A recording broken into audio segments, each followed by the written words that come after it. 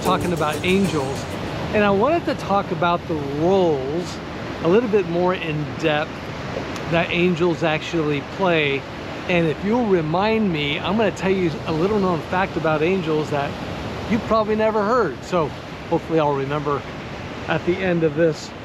Also, I'm going to show you around. I was at a lighthouse recently. I'd like to show you a little bit more of that at the end, just for fun. So let's talk about the let's do eight roles that angels play. So I've already said several times that the word angels in Greek is the word messengers. And so that's number one, is their role is to be a messenger. For example, Gabriel announced the birth of John the Baptist in Luke 1:11-20. He also announced the birth of Jesus. Number two, they are worshipers. This would be specifically pointed out as the cherubim and seraphim. I talked a little bit about that in the main angel's message.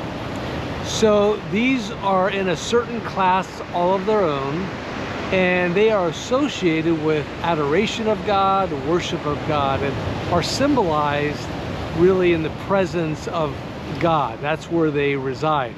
So a couple scriptures if you want to look it up: Isaiah 6 verses 1-3, and the cherubim surrounding the Ark of the Covenant, Exodus 25:18-22.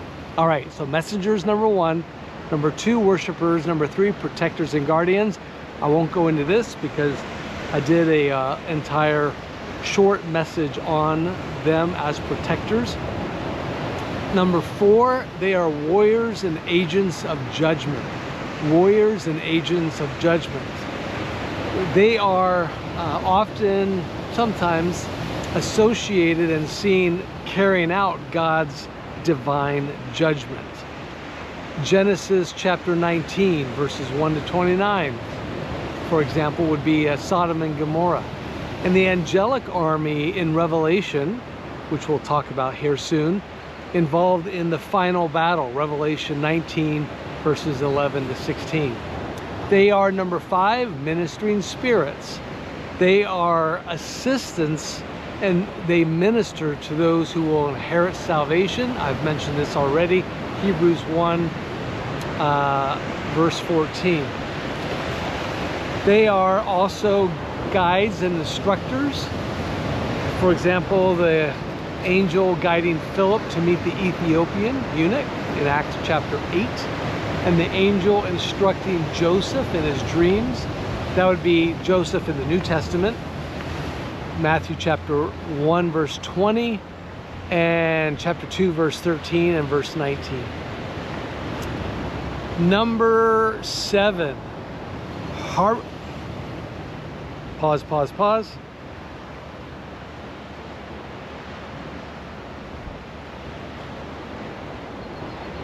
Number seven, they are those that announce judgment. Those that announce judgment. And that can be seen in Revelation chapter 8 verse 13, 9 verse 12, and 11 verse 14. And finally, reapers at the end times. Reapers at the end times. Angels have a role in the final harvest and the separation of the righteous and the wicked. Parable of the wheat and the tares would be a good place to start for this one.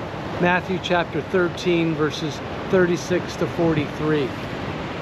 So one thing that you may not know about angels, and we'll conclude this, is remember when the angels announced to the shepherds that Messiah had been born, and we sing the song, "Hark the Herald Angels Sing," and the angels sang to the shepherds, "Jesus is born," you know, whatever.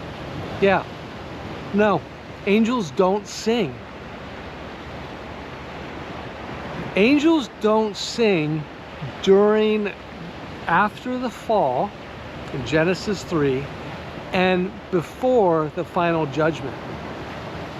You'll only find them, somehow sin affected them. And songs are only sung in eternity where sin does not reside. Isn't that interesting? Would love to know your thoughts on that. So after the Genesis 3 and before the judgment, angels do not sing. They only sing in eternity before the throne of God. Okay, my friends, check this out, and I hope you're having a great day. Would love to hear from you. Email me at hello@backcountry.church.